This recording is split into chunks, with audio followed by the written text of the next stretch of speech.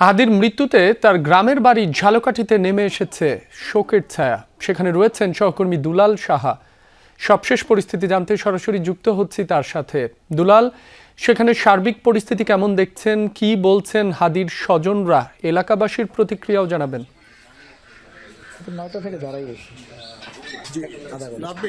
আমি সকালে খুব ভোর থেকেই চলে এসেছি ঝালকাঠির নলছিটির হাড়িখালি শহীদ হাদির গ্রামের বাড়িতে।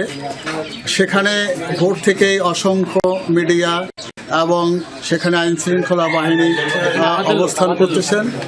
বিভিন্ন দিক থেকে আত্মীয় স্বজন বা পাড়া প্রতিবেশী বিভিন্ন লোকজন আসতে শুরু করেছে, কিন্তু বাড়িটিতে একটি শোকের ছায়া নেমে এসেছে। গতকালকে তার মৃত্যু সংবাদ পাওয়ার পরেই ঝালকাঠি শহরে বৈষম্য বিরোধী ছাত্ররা সকলেই যেন ক্ষোভে ফেটে পড়ে,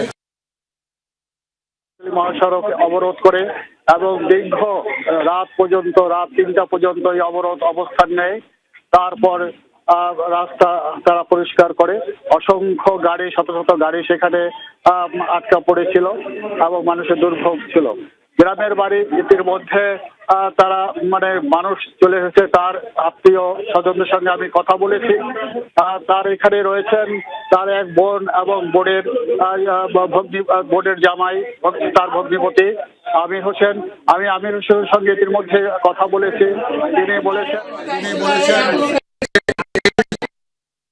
তাকে বড় তার ইচ্ছা বিভিন্ন লেখার মধ্যে তিনি প্রকাশ করেছেন যে তাকে তিনি তার বাবার সমাধির পাশে যেন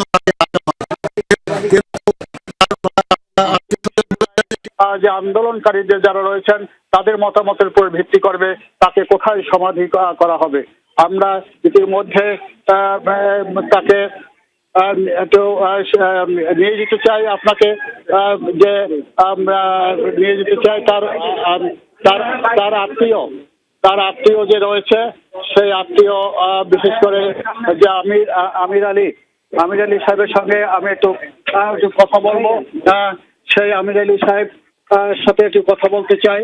এখানে রয়েছেন জামাতের এখানে ঝালকাঠি 1 আসনের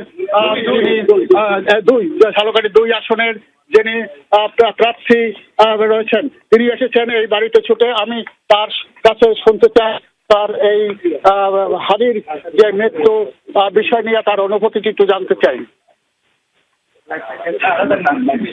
দেখুন, শরীফ ওসমান বিন হাদি সে শুধু নলছিটি এবং ঝালকাঠি নয়, সারা দেশের একটি পথ। আজকে আমরা তাকে হারিয়েছি। নিঃসন্দেহে এটা আমাদের জন্য অত্যন্ত বেদনার। আমরা মনে করি আজকের বাংলাদেশের নতুন বাংলাদেশ বিনির্মাণে এর মতো সাহসী যোদ্ধা অত্যন্ত প্রয়োজন। বাংলাদেশ যতদিন বাংলাদেশ ইতিহাস থাকবে ততদিন হাদির ত্যাগ এদেশের ইতিহাসে স্বর্ণাক্ষরে লেখা থাকবে। আমরা তার জন্য